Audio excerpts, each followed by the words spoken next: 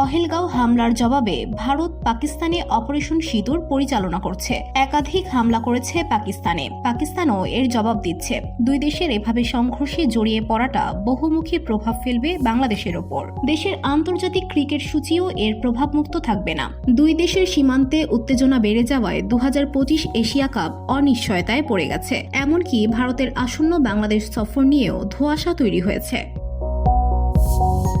Times of ইন্ডিয়ার এক প্রতিবেদনে বলা হয়েছে, এশিয়া কাপ এবং ভারতের সাদা বলের বাংলাদেশ সফর এখন শঙ্কার মুখে। প্রতিবেদনটিতে নাম প্রকাশে অনিচ্ছুক এক সূত্রকে উদ্ধৃত করে বলা হয়েছে, সাম্প্রতিক পরিস্থিতি আরও জটিল করে তুলেছে।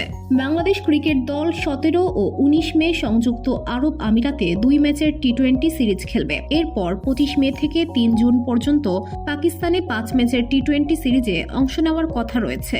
এই সিরিজ লাহোর ও ফয়সালাবাদে অনুষ্ঠিত হওয়ার কথা।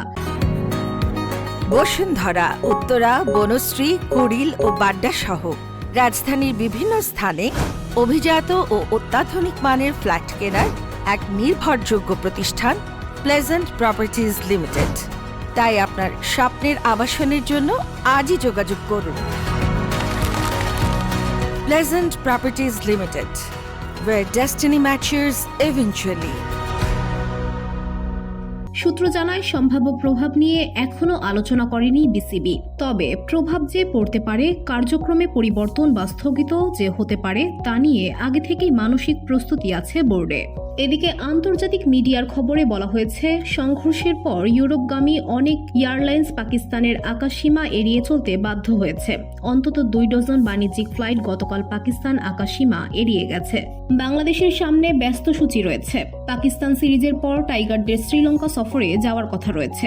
এরপর জুলাই মাসে পাকিস্তান দল আসবে বাংলাদেশ সফরে, যা এফটিপির বাইরের একটি সিরিজ।